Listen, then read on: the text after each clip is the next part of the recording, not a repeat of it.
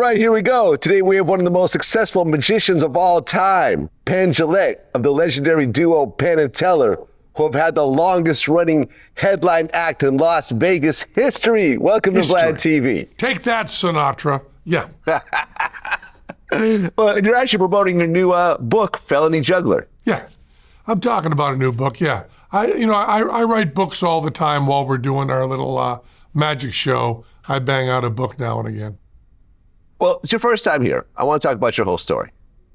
Sure. So you were born in Greenfield, Massachusetts, which is actually not too far from where I used to live in Springfield. We were talking about that before the interview. Just a fertile crescent of creativity flowing out of Western Massachusetts.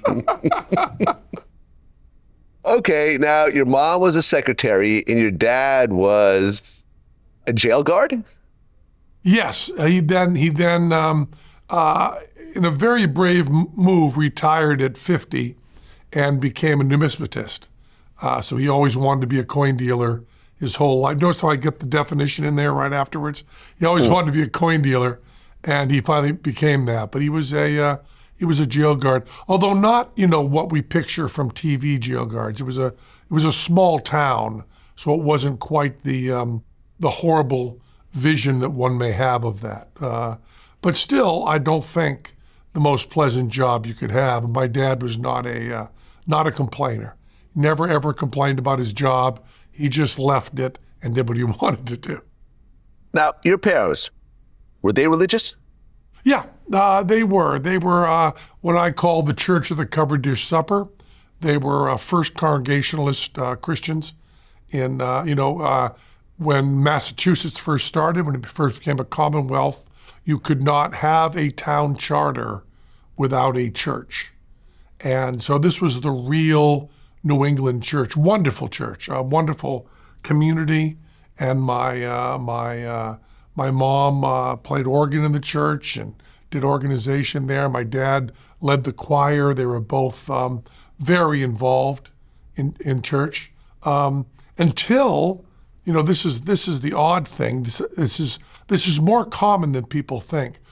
We tend to have this view that as people get older, they get more religious.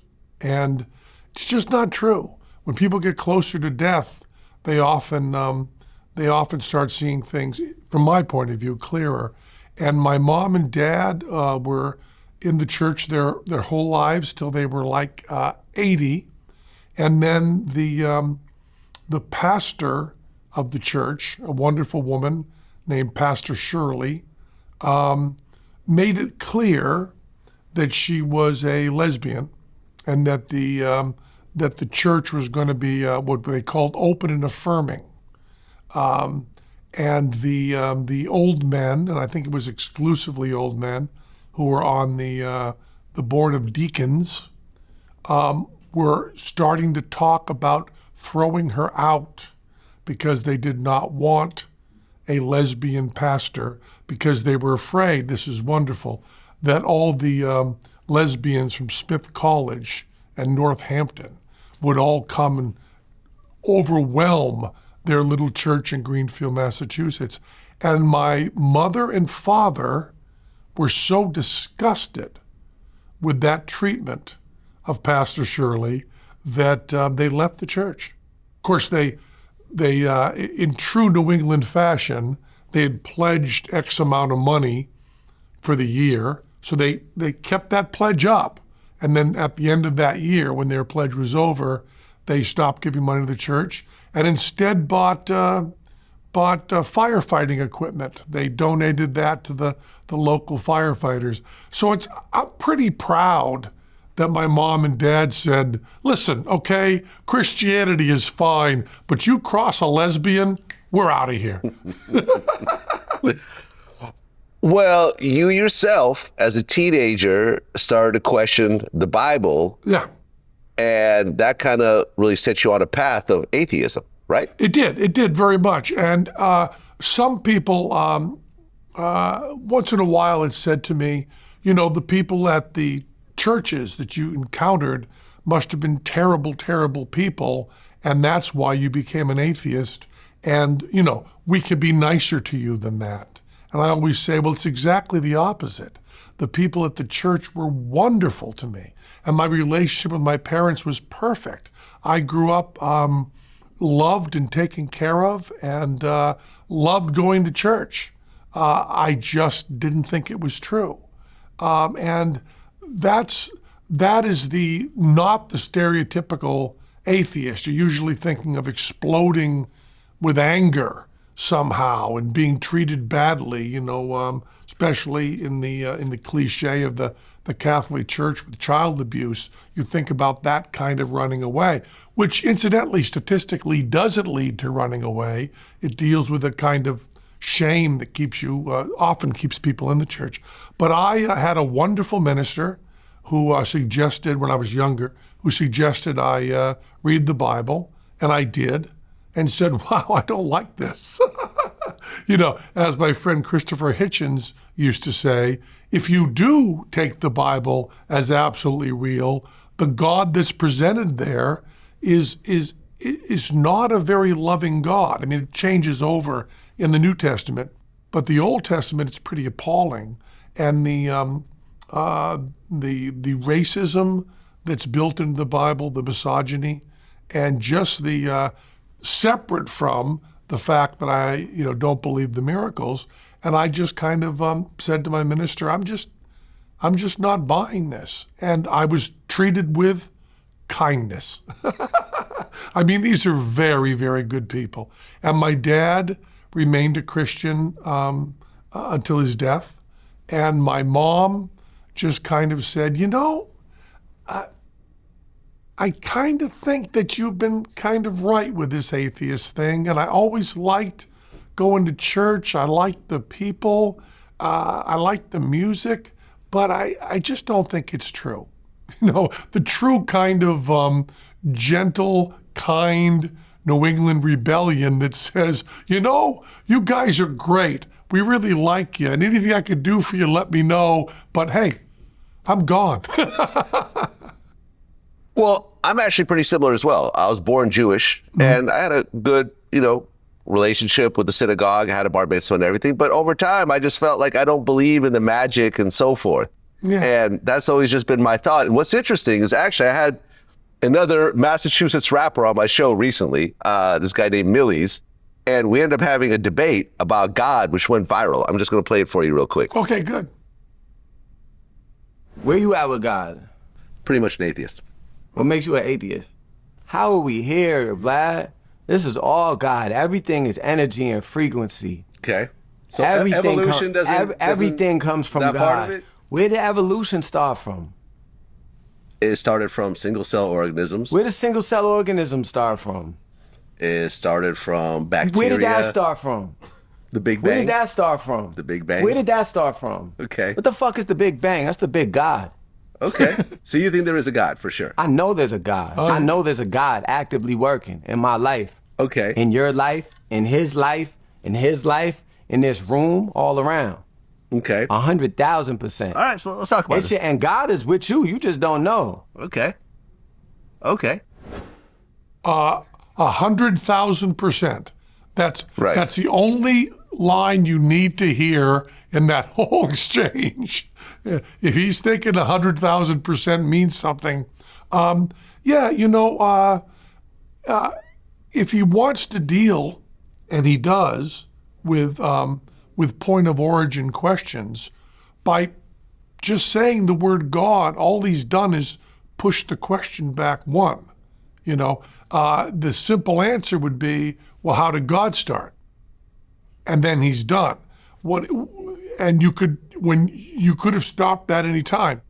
Well, how did single-cell organisms start? We're done. You can just end there, or you can just keep going, and that regresses to no answer whatsoever. The more I read about things, and as I get older, the biggest breakthrough to me in civilization is about 300 years ago, and the scientific revolution is very little more than simply saying, I don't know.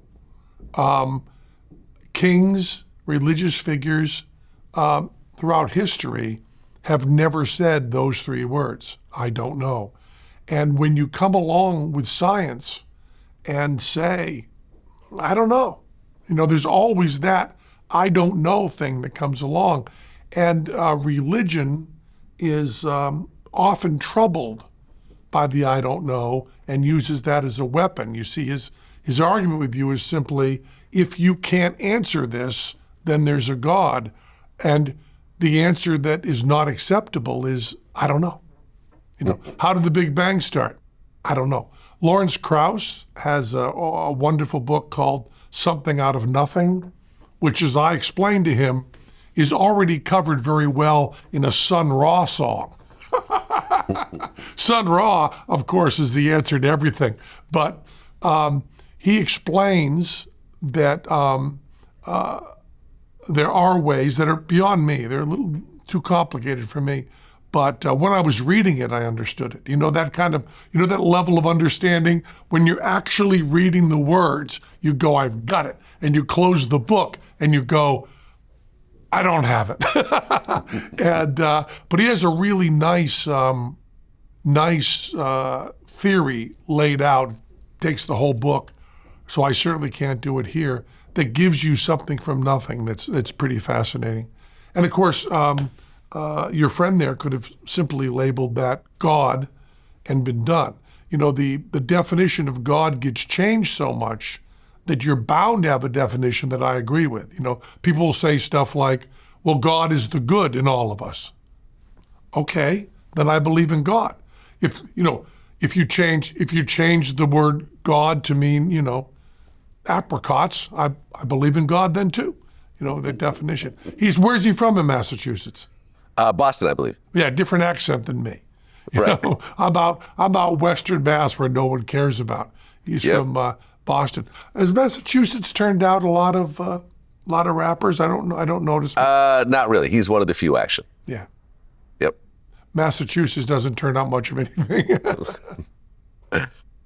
Well, you're in high school, and you actually hated magic in high school. Oh, I sure did, yeah.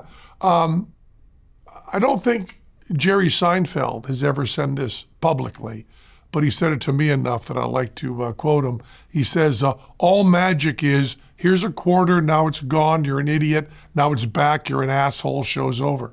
And there's this quality. People that get into magic very often are, sickly children. I mean, Teller got into magic in the hospital. I think that's also true for Copperfield. It's a wonderful, wonderful thing when someone's going to be laid up for a while to be able to work with their hands and read stuff and study stuff. And also, magic is used often as an icebreaker for people who are, consider themselves to be socially awkward, which of course is nearly everybody. It often builds this wall with a little bit of resentment of I can do this and you can't, ha, ha, ha. And that always troubled me very much about magic, is it's one of the rare art forms that is exclusive rather than inclusive. When you're doing music, whether you are a cheerleader, like, hey, we all like to party, or whether you are an outsider like Bob Dylan of here's what I happen to be thinking, there's this feeling of opening one's heart and bringing the world in, whereas magic automatically builds a wall. I have this skill, you don't have it.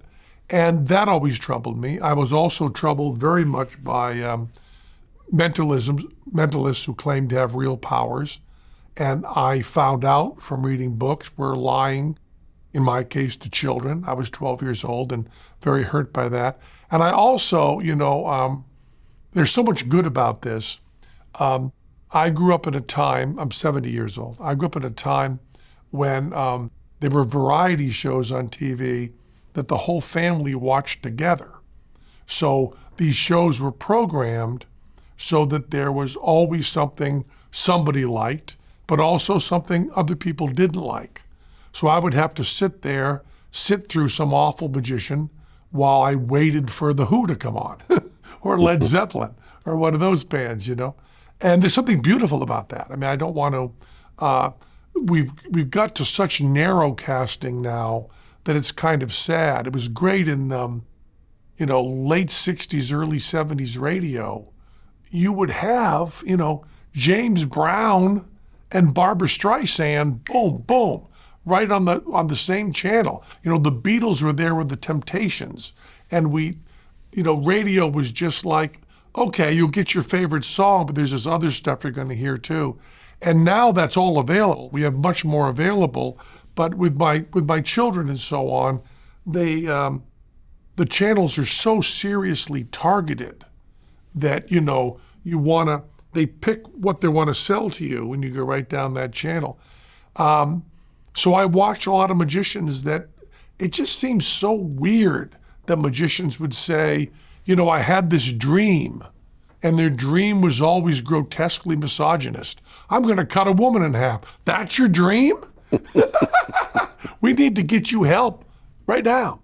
And then I met Amazing Randy, James Randi, who was a skeptic and my mentor and my friend, who had the basic idea that you could, which not his idea, Houdini certainly had it, and many before him, but the idea that you could do magic while being completely honest. Randy referred to himself as the honest liar. And that we can have, it all comes down to, like so many things in life, it comes down to consent. If you say, I'd like to see a magic trick, you have given consent for me to break some rules that I would not break with you socially, And some magicians, many magicians, even today, want people to leave their presence believing things that they know themselves not to be true. And that to me is wrong. So Randy had this idea that you could be honest. And then Teller, I met Teller when I was very young. I was 17 when I met Teller, maybe 16. And he had this idea, which sounds like nonsense, that magic was essentially intellectual. That is to say that music, you can just kind of feel, Even poetry you can kind of feel. But magic, you have to think about what the reality should be and how what you just experienced deviates from that. So consequently, if you treat people with respect and kindness and don't say, ha ha, I can do this and you can't, if you are honest about when you were lying, and if you treat the intellectual elements of essentially with magic what you're playfully studying epistemology, right? How do we discover what's true? How do we get information? That fascinated me.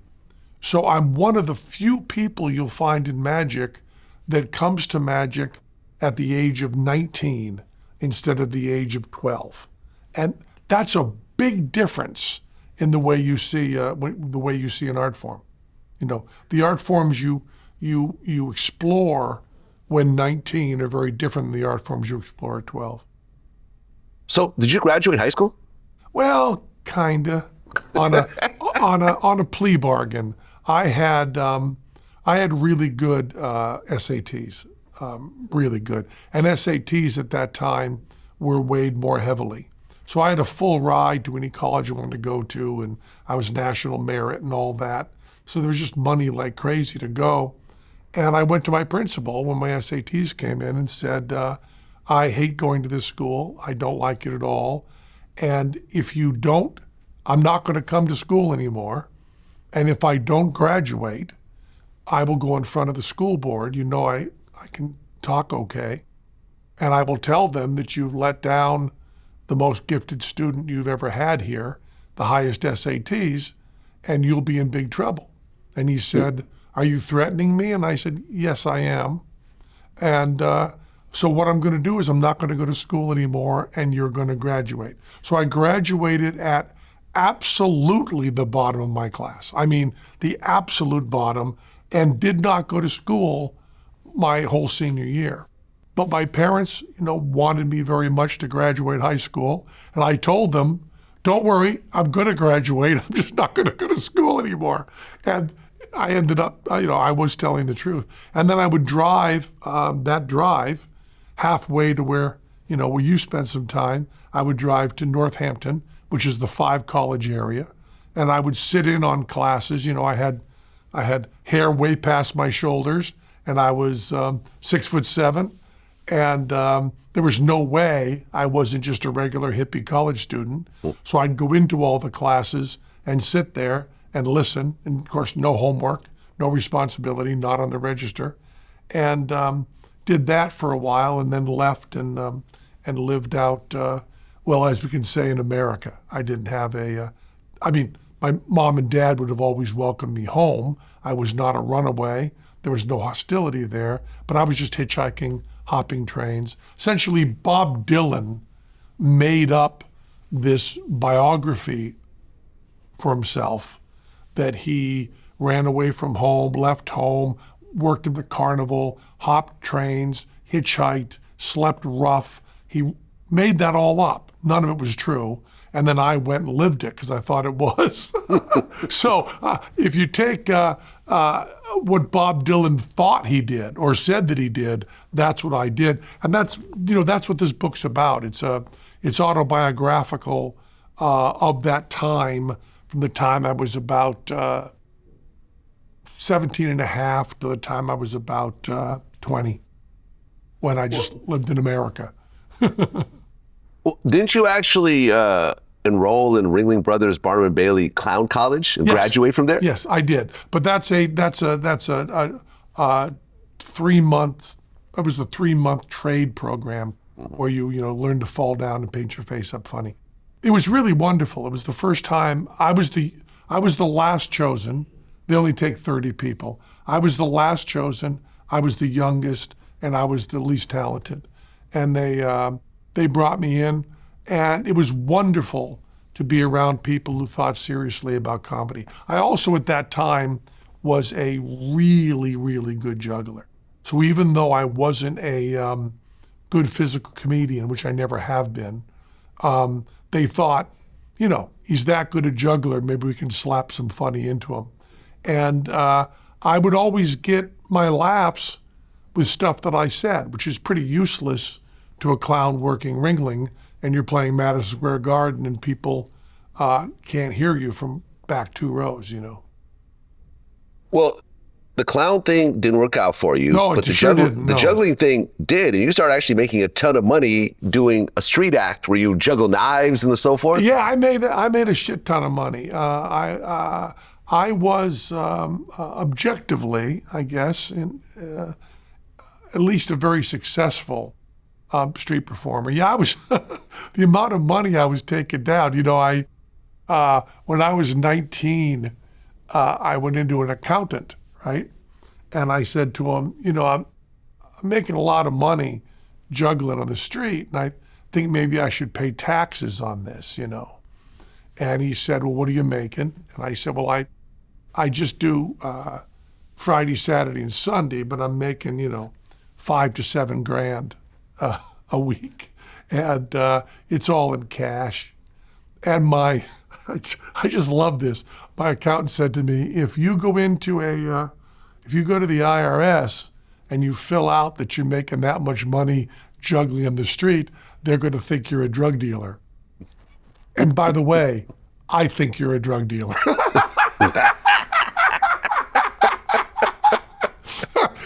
So he just said, well, I would say just put the money in your pocket.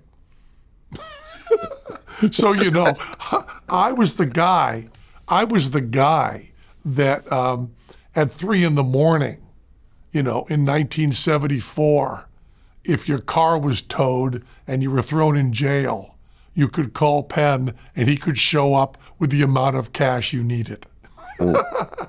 And so I was always the one known by my dirtball friends of having cash around, because we were street performing all the time, and I loved it. I loved it. It was so weird because when I was first on Broadway, how people try to spin stuff, of course, into interesting stories. They would say, you were just living on the streets, homeless, and now you're on Broadway. What kind of journey was that? And I would say, well, I was making about the same amount of money. and I was really happy. And I was also really proud of the shows I was doing. And I had really good friends.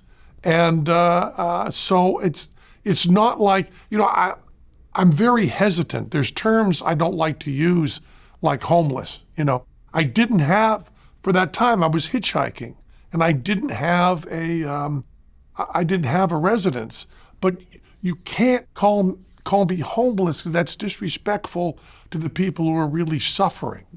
I did not have mental problems. I did not have really money problems, and I did not have substance problems. I had a mom and dad that I was calling every day, talking to, a loving relationship with them. I could have gone back any day, been welcome in their home.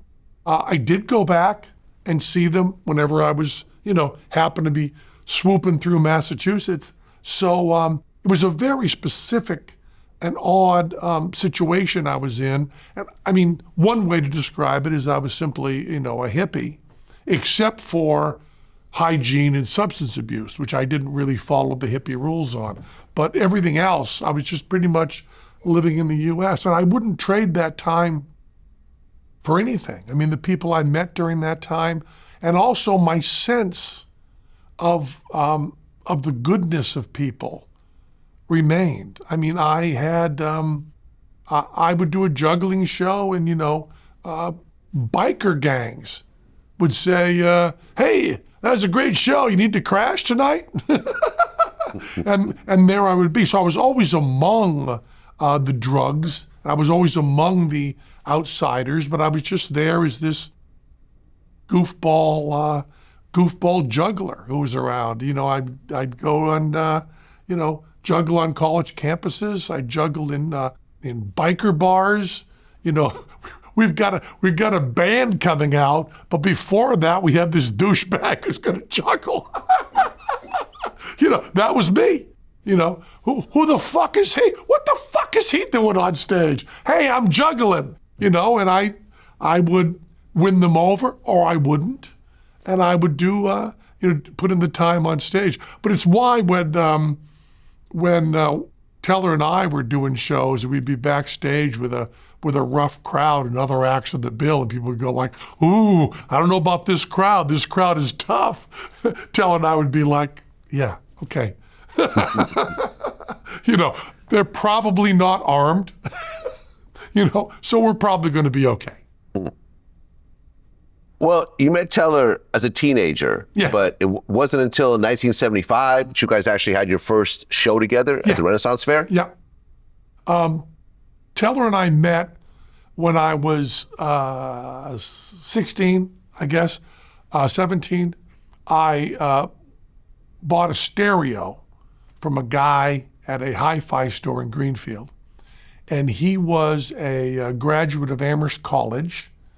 And he was doing odd classical music performances, very weird comedy and avant-garde music, with a group he called the Marshek Memorial Society for the Preservation of Unusual and Disgusting Music.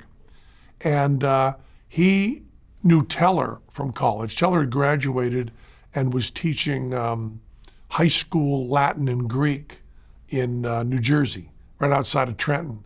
And as a matter of fact, Jon Stewart was signed up for his class when Teller left to work with me. So Jon Stewart, the first time he interviewed us, said, I was supposed to be in Mr. Teller's introduction to Latin class, and now here we are on TV talking about it. But so Teller and I met. I was juggling plungers, and throwing them and having them stick to a board while the orchestra played Cacciatorian saber dance. And I was 17, and Teller was reciting poetry in Latin that he'd written. And we started talking. And because even though juggling and magic are diametrically opposed, right? Juggling, you say, I can do this, and you can. magic you say, I can do this, and you can't. You know, in magic, you're simply lying. In juggling, you're simply telling the truth. We started talking, and our talks were entirely intellectual and theoretical. This is what magic could be in theory. Teller and I have always been, disgustingly, sickeningly pretentious. We always start with the idea at the highest level and then say, you know, can we do a card trick that deals with this? And so Teller and I talked about like that. And when I was hitchhiking around, every time I swung through Jersey, I would stop and, you know, Teller and I would go out, have some supper, you know, when I was practicing juggling all the time. And we talked more and more and more. And in 1975, a guy that I'd gone to college with was booking a Renaissance Festival in Minnesota. And he said, you know, I like your street act. I want to put it in the Renaissance Festival. And I said, what the fuck? I'm going to wear tights? He said, yeah. And I went, Jesus. And I said, oh, you know, can I just do my show the way I do it? And he said, yeah. We just need some people who can really gather a crowd and do stuff. Because I could work for like 500 people outdoors on the street, you know. That's why my voice sounds like this. And I said to him, you know, there's this magician I've been talking to a lot, and he's doing shows around Jersey, because Teller was doing shows, you know, like you do when you've got one job and you do art on the side. He was teaching during the day and then doing magic shows, you know, on weekends and stuff. And I thought he was really good. And so I said to the guy who was booking me in Minnesota, I said, I got this magician that I think you should also book. And he said, well, you know, I'm kind of out of my budget. And I said, well, I'm going to get most of my money from passing the hat anyway, so why don't you just give him half what you're paying me, and he'll come out too, which is, you know, quite a good deal for a booker. Hey, you know, I'll bring this other guy with me and I don't have to pay me anymore. And I called Teller and I said, I got a job for you working as a magician in Minnesota. And Teller said, you know, solid. That's all I've ever wanted. And he said, when do we start? And I said, well, we start like, you know, August. And he said, when does it end?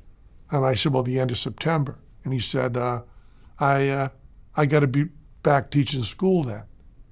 And I said, oh, okay. See, I thought you were a magician, not a teacher, but never mind. And hung up. And the phone rang about a half hour later. And Teller said, okay, listen, I won't quit my job teaching because I got tenure. I'm not going to do that, but I will take a leave of absence of 1 year and do magic and work with you on that. And I said, you know, solid, let's do that. And what's really funny is the letter of I will take some time off and do magic, and then I'll come back to teaching. Teller still has his copy of that letter. And I think if you read the letter carefully, he will be able to go back and continue teaching at Lawrence High in New Jersey anytime he wants. And Jon Stewart can go back and take that class. Okay, now the whole routine with him being completely silent and you doing all the talking, how did that develop? Well, the same way it did with you and me. I'm doing most of the talking. You're just kind of sitting there. No, it actually, I get no credit for that. It predates me. Teller, when he was in college, would do magic at frat parties. And although in rough circumstances, I got louder, faster, and more aggressive, Teller's way of doing it was to just get quiet. And when you're totally quiet, people get sick of heckling you. They just do. And if he did incredibly creepy stuff that was really powerful, people eventually shut up and watched. So we had these two very, very solid ways of working, with Teller silent and me really aggressive and loud. And we started doing stuff together. We were still using our solo material all the time. So we couldn't negate Teller's image in his solo stuff in order to do stuff together, so we kept that. And then over the past 50 years, we've discovered all sorts of positives on that.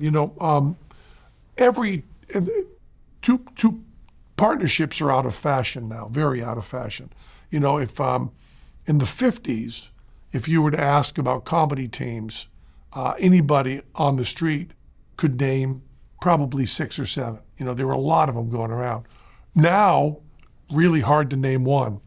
But most comedy teams, if you watch old reruns of Rowan and Martin on Laugh-In, or Burns and Allen, or Martin and Lewis, or any of those, Allen and Rossi, they're almost always facing partially to each other and partially out.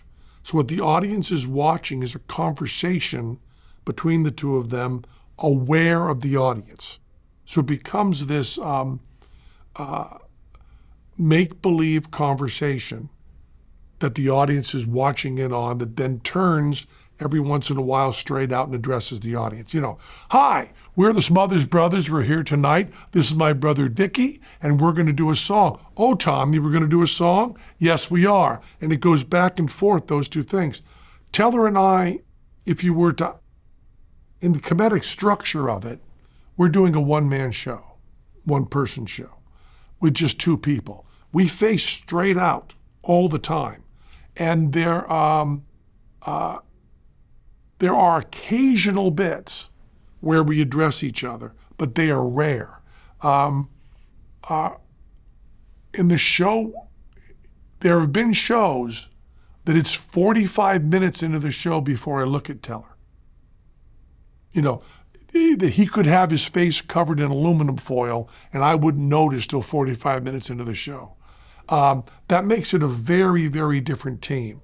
And the audience's perception is not that they're watching the relationship between us, but they're watching the relationship with us and them. Not a battle line drawn, but that is where the interchange happens. There have been, out of the 180, 190 magic tricks we've written, there have been maybe 5 where part of the drama rests on the 2 of us talking to one another, or addressing one another. It's very, very different. I was talking to Tommy Smothers, of the Smothers Brothers, who I miss very much. Tommy and Dickie were heroes of mine when I was a young child. And, the Smothers Brothers aren't well known now. Younger people don't know them, but they are very responsible for a lot of the free speech movement in this country, a lot of the freedom movement, because they were thrown off television for their opposition to the Vietnam War, which is pretty heavy. And they are the ones that brought on some of your very heavy bands that at that time weren't getting on TV. The Smothers Brothers brought on their prime time television show. They a lot of when John Lennon did Give Peace a Chance, Tommy Smothers is playing rhythm guitar. He's in the room. He's in the room and he's playing guitar. Very important to our history, but just not as much in the consciousness right now as I would like them to be. But I was talking to Tommy Smothers, and he was talking about, he said, it's just so fucking brilliant that Teller doesn't talk, because then any interaction you have, the audience has to project upon him what they think he's feeling, and that allows comedy. Whereas when we're doing it, we have to switch off that role, who the audience identifies with. It's just fucking brilliant. And I said, yes, Tommy, it's brilliant and entirely accidental. We did not understand it the way you do until we've been doing it for like 2 years. And then we started going, oh, wait a minute. The audience is seeing us in a different way than most teams. So it's really heartbreaking. In the 80s, I guess, 90s, they came up with this word, codependence. and they slap that on things. I mean, obviously that's a real problem. I'm not diminishing it. But they slapped it on things that I would rather call friendship, love, and partnership. I mean, the idea that I do better shows with Teller than I could do alone, that's something to celebrate in humanity and not something to go, ooh, I don't know, they kind of rely on each other. Well, damn Skippy, we fucking rely on each other. That's what a partnership is. And I sometimes worry that it's part of some of the terrible isolation that people feel, that friendship and partnership got labeled codependence. And you know, these, to me, really important sociological ideas are expressed in pop culture. And the absence of teams is kind of bothersome to me. Now, what happens when Teller goes out in public, like goes to McDonald's or goes to a restaurant? Talk to anybody. Does he talk? Oh, all the time. As a matter of fact, when we're meeting people or signing autographs or anything like that, he talks to people, and they always go, "Whoa, you're not supposed to talk," and he goes, "Fuck you, I'll talk whatever I want."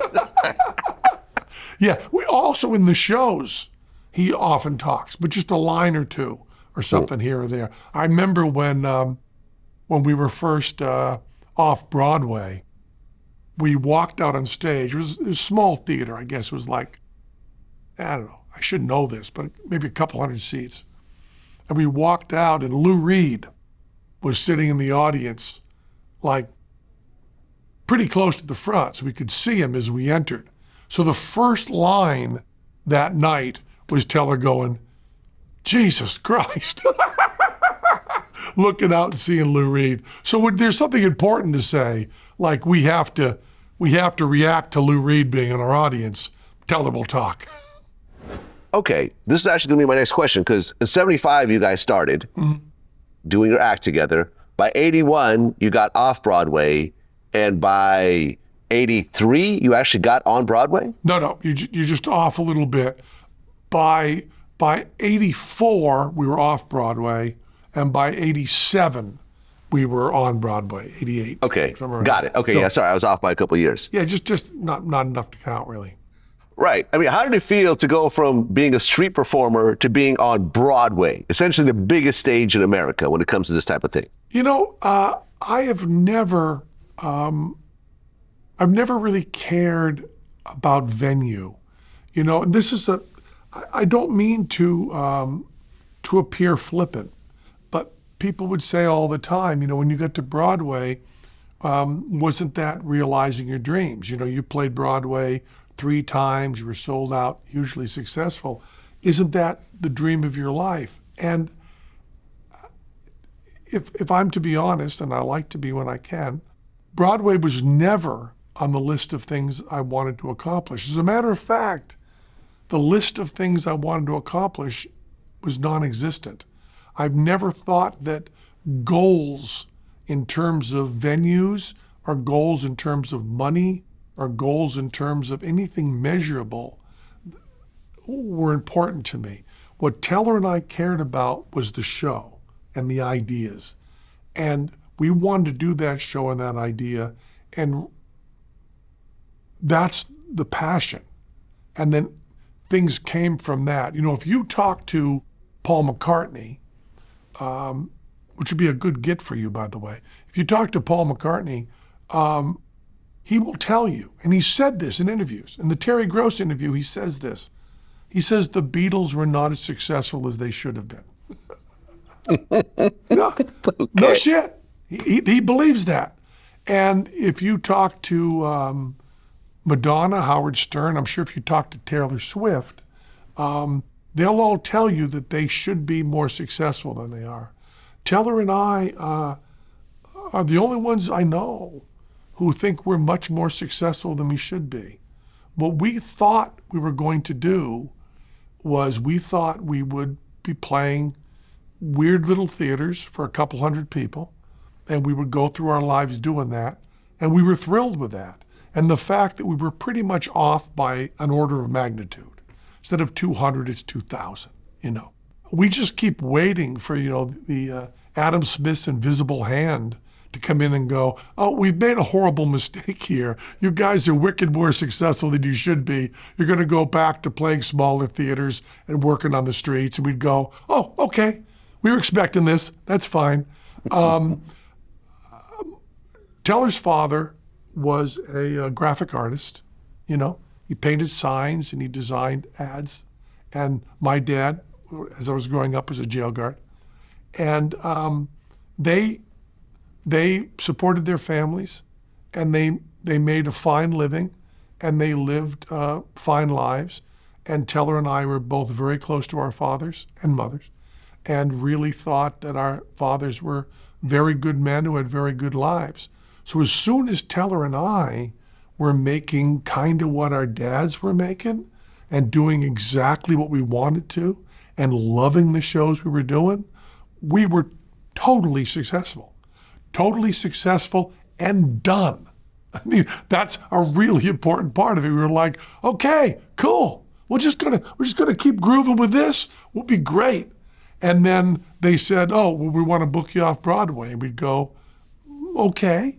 You know, went off Broadway, and the reviews are in. The New York Times says genius. New Yorker wants to, are you going to go on Letterman? You're going to go on Stern? You're going to be on Saturday Night Live? Oh, great. We got some bits. We can do that. Or we're going to go to Broadway. Oh, I think that's too big. I think that, I think this many seats, the show won't be as good because our show's intimate, and, Penn sits down by candlelight and tells stories, and that won't be right for us. No, you got to do that. We did off Broadway. The investors are going to be making more money. You should go on Broadway. Well, we don't want to get stuck in that bullshit American, we're not happy with where we are bullshit. We don't want to get stuck with that. That's not what we do. No, Broadway will be cool. And it was like, oh, and Broadway was. I mean, that's the punchline. It should be, that story should go, and then we went on Broadway, and the show didn't feel right. We felt like we were letting people down, so we went back. No, we went on Broadway. It was like, oh, people like it, and we're doing bigger stuff, and this stuff is really fun. We never thought, oh, we get a crew that'll work with us. Oh, let's build this. Let's write this. And we started doing more and more, and now, we got, it makes me crazy. And I won't say the guy's name because I dislike him too much. But there's a guy in Vegas, a magician, who said to me, haven't you always wanted to have your own theater in Vegas? And I go to, what the fuck are you talking about? It's the show we care about. And you go, no, you want to have your own theater and your own name, and you want to get all the bling. And I got myself a Lambo. Is that the term you use? Lambo. I got this. Isn't that what you always wanted? I go, no, I like doing these tricks. And my respect for him went to zero, because you can't have your goal in the arts to be success. The goal has to be what you're actually doing. As a matter of fact, if you said to me now, we're going to be playing, Radio City, we're playing in August. I'm in New York. I know you're not in New York, but I'm thinking New York. We're playing Radio City. If you said to me, listen, I'll make a deal with you, man. You can do Radio City, and you're going to get paid the same amount you get paid at Radio City. And you're going to get the same amount of press, and you'll have the same level of fame, and your friends are all going to love it. It'll all be solid, be great. You can have all that, but you'll just be doing a different show. I go, fuck you. What the fuck are you talking about? I don't give a fuck about Radio City. It's the show I want to do. So that's why I think we kind of don't fit in, and especially a lot of pop music nowadays is all this celebration of success. And I can understand that, and I can understand, we just did an interview for German television, and they all they wanted to talk about was the American dream, and I said, I don't ever hear anybody use that term. I don't know an American that talks about the American dream. And there's something wonderful about when music or entertainment can take someone from a low strata in American society and move them up to a great deal of success. But the celebration of the success always rings to me empty. You know, there's a lot of really wonderful, wonderful pop performers and rap performers and hip hop that I wish would use these incredible talents to address something other, and they do. I mean, I'm not a complete idiot. They do address other things, but in some of their successes, when the art is about the success of the art, it's a little bit too self-referential. You know, it's like when YouTubers talk about the number of views they have, it's like, okay, good. Great for you. That's wonderful, but talk to me about something. You know, it's that kind of thing. Well, I mean, but to be fair, there is a list of the most successful magicians of all time. You guys are number 2 and 3. Okay, David Copperfield is number 1. I think he's made like $1 billion, and you guys have made something like $400 million. Yeah. During the course of your careers. So some people are going to look at this and say, well, yeah, it's easy for him to talk about art not celebrating success when he's massively successful right now. Exactly. And I can see that. I tried to make that clear, and let me underline that. I'm not trying to show a lack of gratitude. I'm very happy for the luck I've had and how things have gone my way, and I'm very glad for all of this. I'm just saying that the focus being on the work instead of on the accomplishment feels a little truer to me. But I'm not saying that I don't want it. I'm not saying that I begrudge others having it. I'm not trying to say any of those things.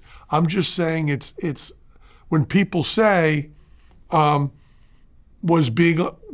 is this living out your dream? The answer is no. Is this good? The answer is yes. You see the difference? Right. That's fair. I'll take that.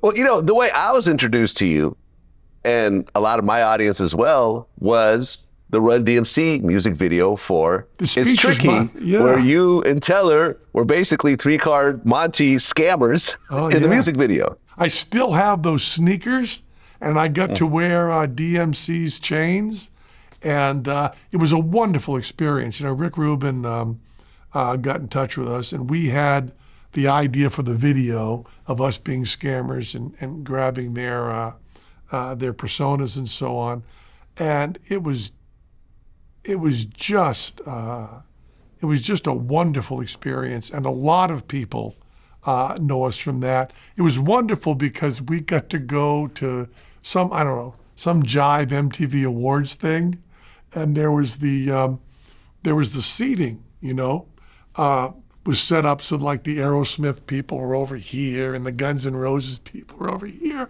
and we got to sit in what I thought was the best place to sit in the whole audience, which is we were with like Run DMC and Public Enemy and all those guys, and it was just great. And Run and D and Jay were just such a pleasure to be around and a pleasure to work with, and we loved it. And you know, people coming up still on the street and going, "This speech is my recital. I think it's very vital to rock a rhyme on time is tricky. Here's the title. Here we go." I just loved it so much, and I remember it was also great. You know, we have so little superficially in common with Run DMC, but we're exactly like them at the same time. You know what I mean? Totally different, totally the same.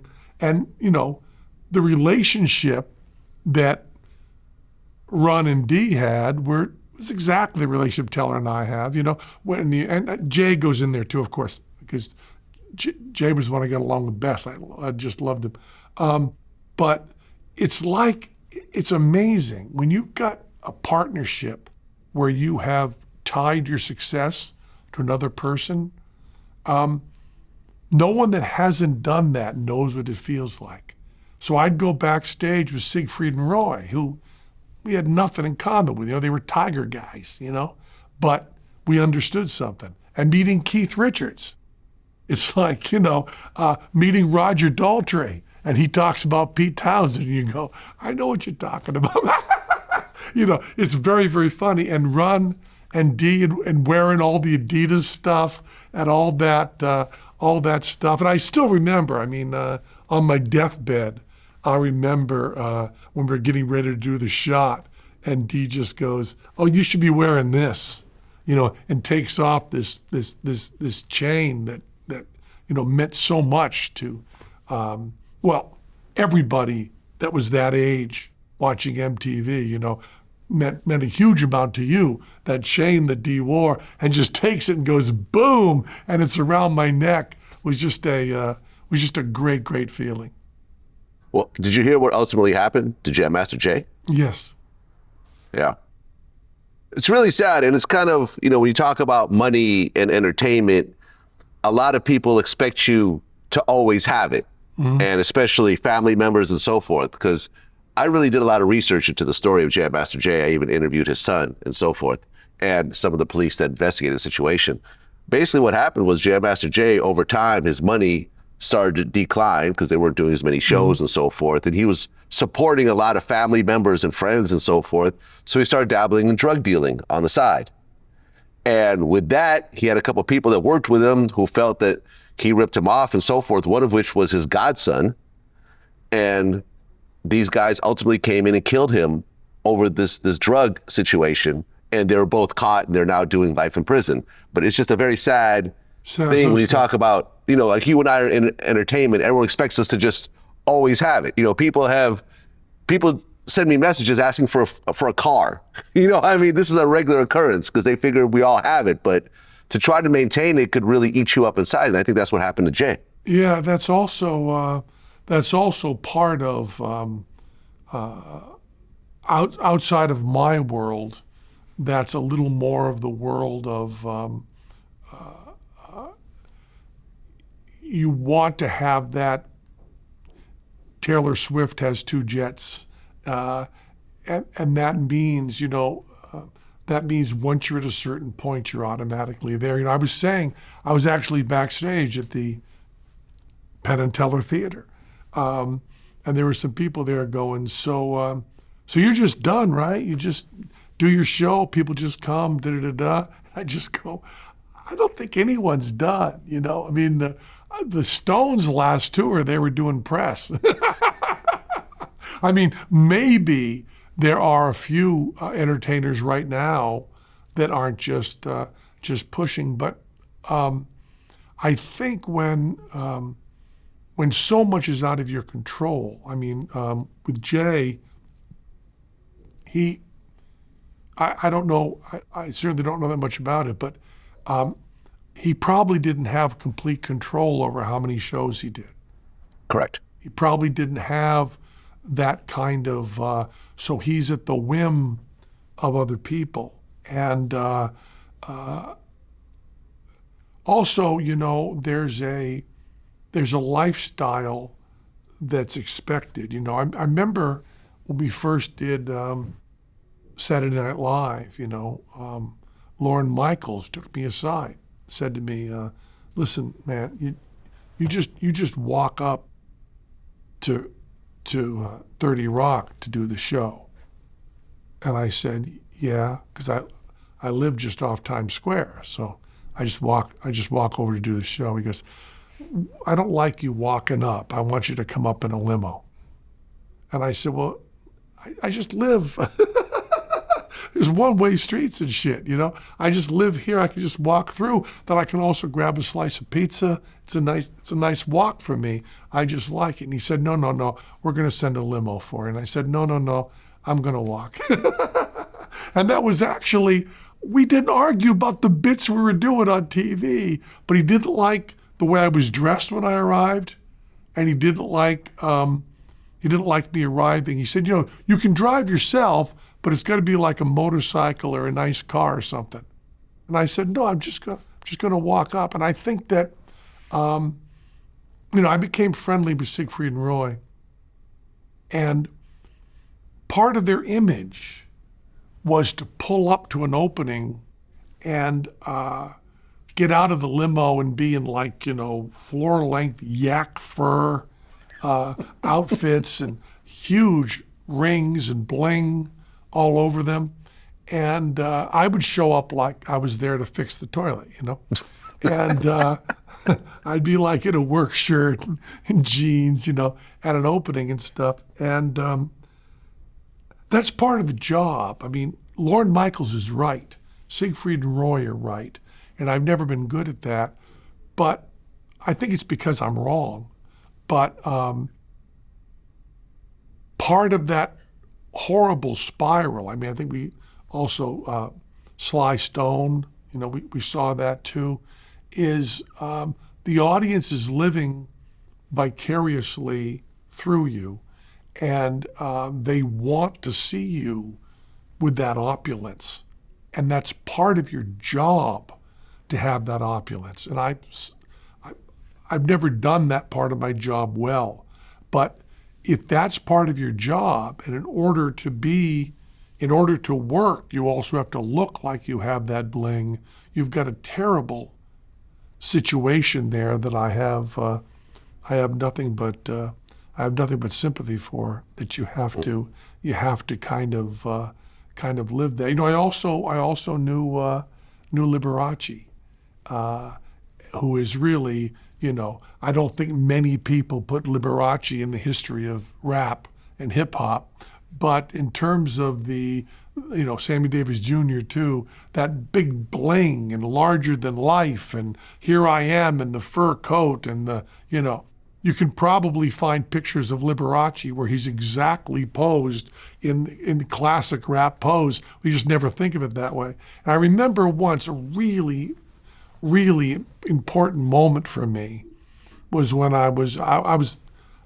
fairly good friends with Lou Reed, and Lou and I were talking. I just read about Axl Rose had shown up like an hour and a half late for a show because he was doing drugs in a hot tub with some people, and didn't bother getting to the show. So there's, 10,000 people waiting an hour and a half for Axl Rose to, get out of the hot tub. And I said to Lou, oh man, fucking asshole. And Lou said, he's doing his job. That's his job. Being an hour and a half late, doing drugs and being in that hot tub is his job. People coming to that show want Axl Rose to be that way. Don't you understand that? Don't you understand that that's what they're longing for someone to live that life that they're not living? And I went like, oh, yeah, that is kind of his job. And Lou said, yes, and you were terrible at it. You show up on time and walk in a work shirt, But it's really, and I think the jam, and I don't mean to talk about things in depth that I don't really understand, but I would worry that that's part of Jay's problem. Was part of Jay's problem that he's got to represent a certain lifestyle that he can't really deliver on. Well, 2001, that's when you first start in Vegas. Yeah, it is. In terms of your residency. Yeah. Which never ended. Right. Like at the time, you're 46 years old. Did you think, okay, I'm about to be here for the rest of my life? Oh, no. Vegas was a real temporary thing for us. We thought we'd only be doing a month a year maybe, and then tour around. And then, everything's tied in with minutia, right? That was when TSA kicked in. That was, right after 9/11. And the way Teller and I were touring became a little more difficult because you add, and I know this sounds trivial, but it isn't. It's my life. We were adding another hour in every airport. So getting up an hour earlier every morning. It sounds like nothing, right? But you do that 7 days a week, and you do that for 3 months, it gets old. It adds up to the amount of time you're doing. So Teller and I were a little less interested in touring, and the Rio was selling really well, and we just kept doing more and more and more. And I want to say we have a very odd residency because we play whatever we play. I don't know what the deal is, but it's something like 42 or something weeks a year. But the rest of the time, we just toured. We just did a long tour in Australia. We'll be doing England, and we play all over the U.S. because I actually love playing Vegas, and I also love being on the road. As a matter of fact, I think Keith Richards, Billy Gibbons, and me are the three people in the world that actually like being on the road, and eventually that will be the band. Billy Gibbons, Keith Richards, and me. But everybody else kind of complains about being on the road, and I don't know. All things considered, I kind of dig it. Well, I actually looked it up. So Penn and Teller have performed over 8,000 live shows. That's more than the Beatles, the Rolling Stones, Elvis, and the Clash combined. Yes, it is. By a lot. We do a lot of shows. That's crazy. 8,000 live shows. And you're still doing them? Yeah, all the time. Okay. I'll be doing one tomorrow night in Philadelphia. I mean, was there like a year that you could look at that you just made the most amount of money in your career? Was this like one year where you're like, wow, like we just murdered it this year? I'm sure there was, and I'm sure we didn't notice. Okay. I would be the last one to ask about that. I pay, as a matter of fact, this is not in any way being shy. If you asked me how much money I made last year, I have no idea.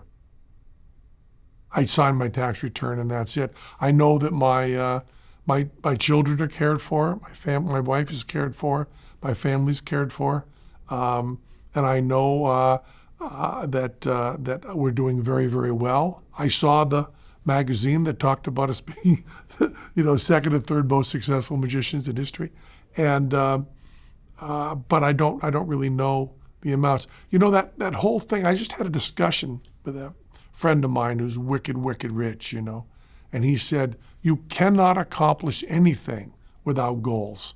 And I said, well, speak for yourself. Because I don't really have, people say to me, what's the one place in the world you guys have wanted to play that you never played? And I go, I don't know. When I played the Hammersmith Apollo in London, and I walked on that stage at the Clash, I played a zillion times. Dylan, it's where Ziggy Stardust and the Spiders of Mars was shot. It's where the Beatles played the most. I mean, outside of the Cavern Club. I walked out on stage there, and I guess that was some sort of amorphous dream that I got to fulfill. I remember there was a bit we were doing in the show. I play upright bass. I play jazz, and but like everybody my age, I can play a little guitar.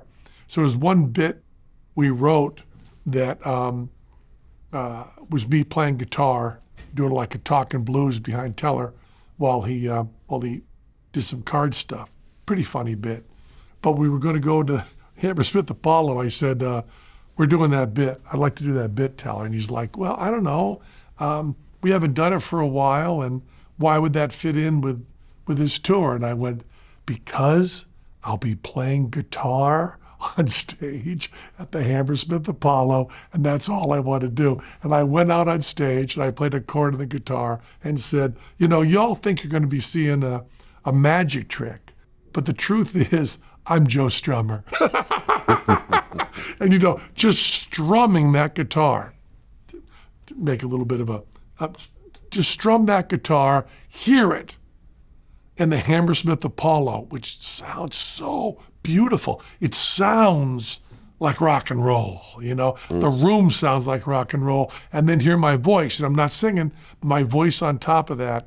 It was a pretty beautiful thing. So maybe to translate then on stage then, at the Hammersmith Apollo was like, geez, fuck, we're really here. And I remember being backstage, and the stairs in the back of the Hammersmith Apollo are the stairs that the Beatles run down in A Hard Day's Night. They say, "We're out," right? And it's maybe Ticket to Ride. They kick open the doors, they run down those stairs, and those stairs are the back of the Hammersmith Apollo. And Teller and I mean, we really follow Bob Dylan, Don't Look Back, and we are not overly sentimental. We're not very nostalgic. And Teller and I also don't hang around very much. But I said to Teller, listen, Teller, man, we got to do this. We got to go up to the top, and we got to go out that door. So, Teller and I, back of the Hammersmith Apollo, we kick open that back door. I said, we're out. And then Teller and I walked down those stairs that the Beatles walked down in Hard Day's Night. And that might have been a time that I just went, hey, all right. Well, in 2012, you were on Celebrity Apprentice, season 5. Yeah. And then you came back the next year to do All-Star Celebrity Apprentice. Yeah. Both with Donald Trump. Yeah. Now, since then, you've had some words about Donald Trump. I have. I have a great deal of tolerance and respect for people who are off the curve, people that are odd, I have a few friends that are deeply on the spectrum. I have friends that don't have a lot of other friends. Bob Dylan wrote, "To live outside the law, you must be honest." And I'm fascinated by people who have found their own way to live. So when I was on Celebrity Apprentice, I knew Donald Trump was a dipshit. I mean, I knew he was a loser. He was a joke in New York. He is the only person to own a casino in Las Vegas and go bankrupt. Do you realize how hard it is to go bankrupt with a fucking casino? People come in and they give you money. How do you fucking go bankrupt? You have to be a complete idiot. And I knew he'd fucked up Atlantic City. I knew he was a loser. And I thought, well, this is a dipshit TV show. We're pretending he's a boss. People will say to me, you got fired by Donald Trump. And I go, well, no, I didn't get fired because I wasn't working for Donald Trump. We were both working for NBC. And by the way, my contract went all the way through. I got paid the same amount. He just was pretending in this little thing to fire me. And I went, oh, blah, I got fired, too bad, And you pretend all this thing. And the other thing was, I was a more successful businessman than he was, by a lot. He had less money than his father left him. He'd gone bankrupt twice, And, my dad wasn't a multi-millionaire. My dad was, regular guy. And so he was a dipshit. But I called him Mr. Trump because that was my job. And it sold a lot of tickets to our show. And I remember Donald Trump Jr. saying to me, "You're the only one I've ever met who seems to kind of like my father." And I said, yeah, and he would talk to me and say this crazy fucking shit. And good. Wait, hold on. What was the craziest thing that Trump has ever told you off camera? Well, I remember once we were on the Today Show, and one side, I was finalist. Everybody was coming in from one side, and Donald Trump and I were entering from the other. And we were entering, it's not really important, but because of the setup, Donald Trump and I had to be in essentially a broom closet, the two of us, this close together. It was right in my face, like this close together. And Donald Trump's just standing there. We're ready to go on. We're both mic'd up and everything. And Donald Trump just says with this like a child or something. He says to me, you're really tall, right? Because he's here, right, backstage. Because he lies about his height, along with everything else. He's like here, right, close together, like this. And I go, yeah, and I got a lot of money too.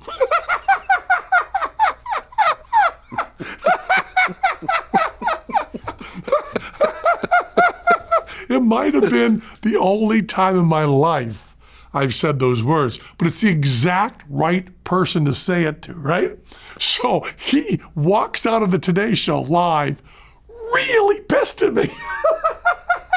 He's pissed at me for the greatest reason in the world, because I'm taller than him. And I knew at that moment, of course, that I'd lost. But he would carry on. I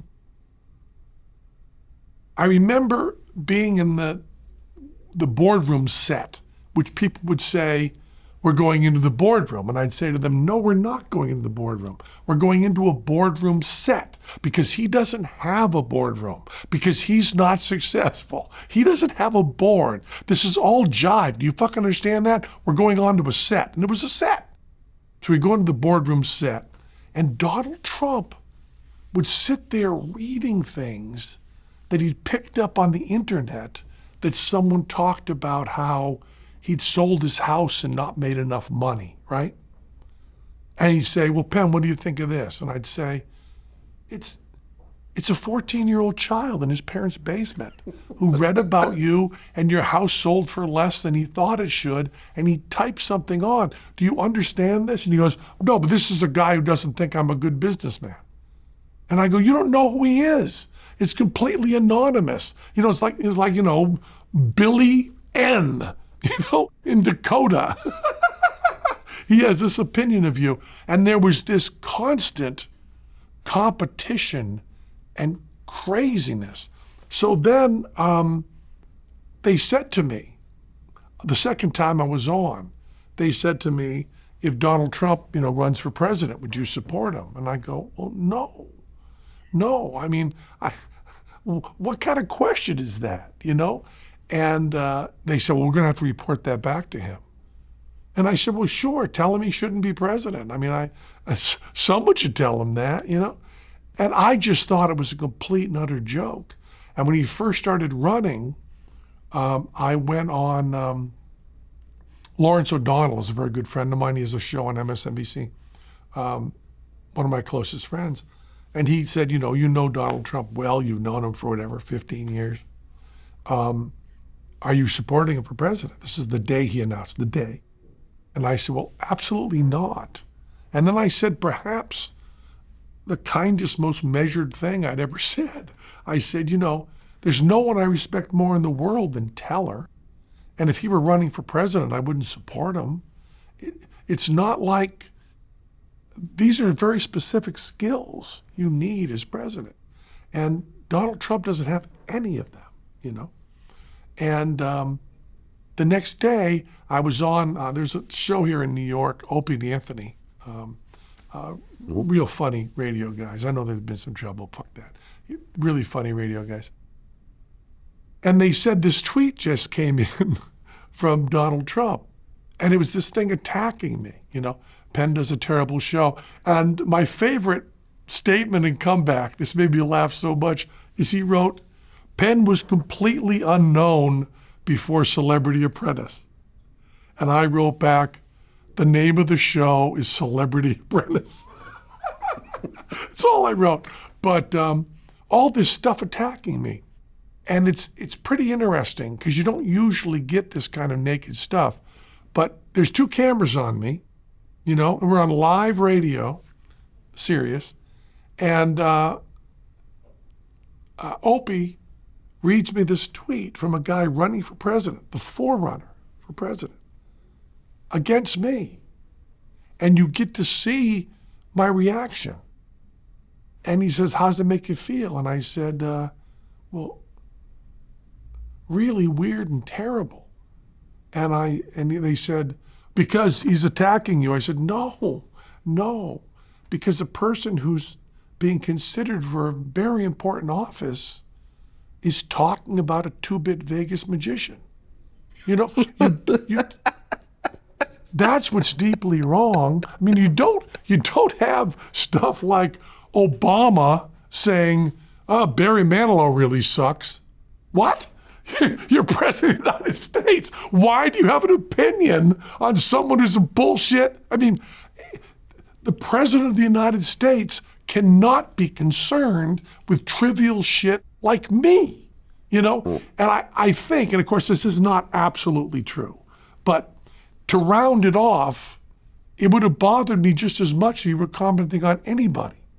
So the New York Times puts out this hate list that Trump, that they compiled from reading his tweets, and they use some sort of metric that they just kind of made up, right? But it was 2016, he was close to the election, and they had the list of the people Donald Trump hated the most, okay? Now, I was number 7 on the list. Wow. Fine. Okay. Hillary Clinton was number 8. Well, he hated you more than Hillary Clinton. Okay. All right. That's crazy. But so I would say to everybody, however bad you think Trump is, he's worse. However bad. Use your imagination. And it's not because it's, you know, Donald Trump lacks all shame. He has no shame that I can see at all. And shame is a very important human quality. And the weird thing is, a lack of shame gives the person the power to win as president, and is absolutely the reason they shouldn't be president. You know what I mean?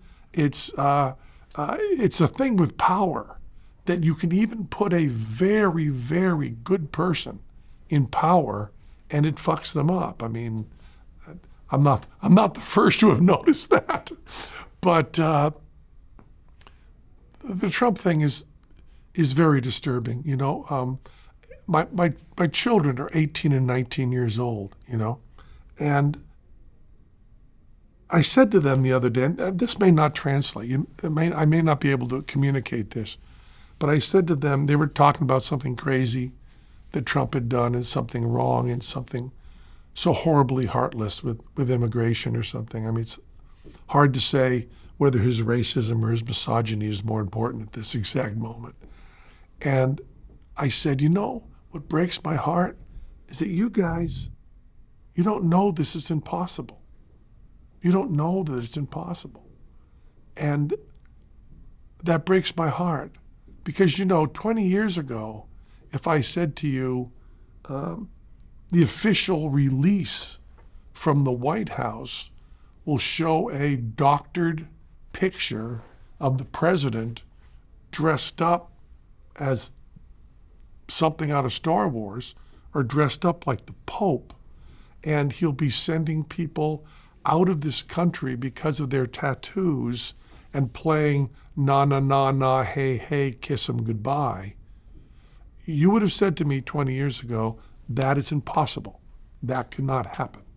That is impossible. So now it's happening, but still part of you in your heart, and that part in your heart that understands dignity and understands respect for other people and understands the importance of the presidency of the United States of America, that part of you says that's impossible, even though you see it and accept it. My children, being 18 and 19 years old, they have had that as a possibility pretty much their whole life. So no matter how appalled they are at Trump, they don't understand the human decency of that being impossible. Does that make any sense at all? Yeah, absolutely. You know, it's very hard to say, but man, it saddens me. And you know, the only thing we can hold on to, and I believe that not only is this the only thing we can hold on to, but it's incredibly important to hold on to, is that people are really good. I mean, if you take the 8 billion people on this planet and you round it off, about 8 billion people are really good. And even the people who have done bad things, most of their life, they're really good. You know, they did something bad. And the kindness that we show to one another, you know, as someone who lived all around America and hitchhiked around, the kindness that I saw in everybody is overwhelming. You know, what the example I always use is if you run into a Starbucks that's crowded and you point to one person, just point to them. Don't let them come to you. That's an important part of this thought experiment. But you point to a person and you toss your Ferrari keys. Just throw them in the air. And the person catches them. And you say to him, listen, man, my friend was really hurt and he's got in an ambulance and I got to get in with him and I got no place to park my Ferrari. Listen, could you jump in the driver's seat and drive it somewhere? And my email address is on the keychain. Could you write me an email? Tell me where it is. He's really hurt, man. Goodbye. And you run out of there. I'm telling you, you're going to get an email saying, listen, I parked it. It cost me like $20, but I'll eat that. When can I get you the keys, man? That's what you're going to get back. And that is fucking everybody. You know, when there was the awful shooting, the horrible shooting in Las Vegas, you know, I do a lot with blood services in Vegas. I do a lot of blood donation and all that.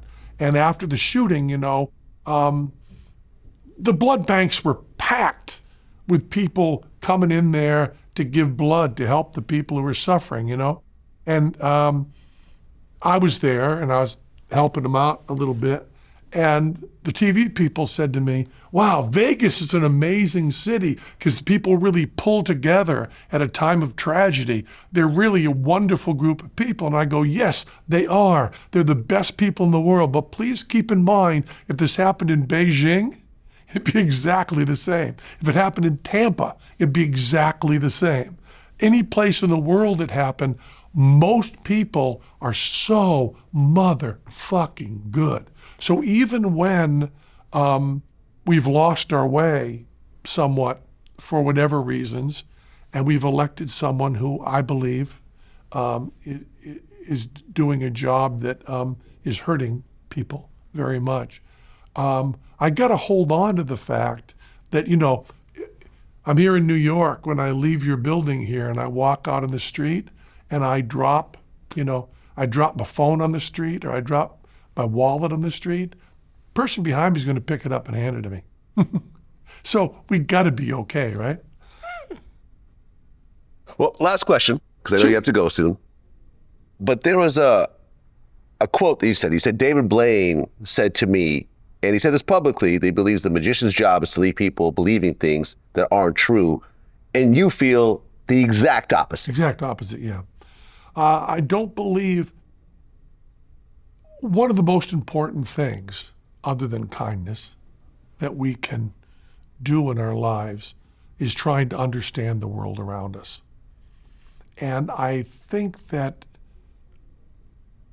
any time that I muddy that and confuse that for other people, it's a really dangerous thing. Now, those two tracks of magic in the 17th century, I should know the date, the first magic book, modern magic book, was published called The Discovery of Witchcraft. This is the first time a cat wrote down, these are tricks, man. First time, 17th century. Here's how you do this trick. Now the tricks are shitty and they don't work, but it doesn't matter. Wrote down, here's how you do the trick. But the book is wicked pricey, by the way. If you want a first edition, it's a lot of money. And then there's this whole group of magicians, the most famous, Houdini, who said, listen, man, those are tricks. This is tricks, and it's not real. And then there were the spiritualists in Houdini's day that said, we don't care. People get a rush, they get a thrill, they think they're talking to their dead grandmother. Isn't that groovy? Boom, we're going to do this. And those two schools of thought in magic have gone side by side. And I like David Blaine, and we get along. He's a nice guy and really skilled. Please don't think I'm thinking anything against David Blaine. But philosophically, we disagree because he thinks if you leave his show and you believe something that David Blaine knows isn't true, he thinks, wow, I've done my job. And if you leave a Penn and Teller show believing something that I know not to be true, I think, wow, I fucked up. Because I think that, and I know this is a naive statement. I know you're supposed to get over this when you're like 16, you know, but I think truth really matters a lot. Yeah, you've also said that all hypnotism is fake. Yeah, I don't know that for sure. I've said that in a flippant way. We tried to do a bullshit show on hypnotism. We had a television show called Penn and Teller Bullshit. Right. It might have been a bullshit show, but it was also a show called Bullshit. My bullshit show called Bullshit. We tried to do a show on hypnotism, and I believe it's one of the worst shows we did because it's not cut and dry. Stage hypnosis, if you see it, at a fair or something, that's always jive. There's no doubt about that. But as far as the clinical stuff, the problem is, and this has been called by scientists the hard problem, is we don't really know what consciousness is.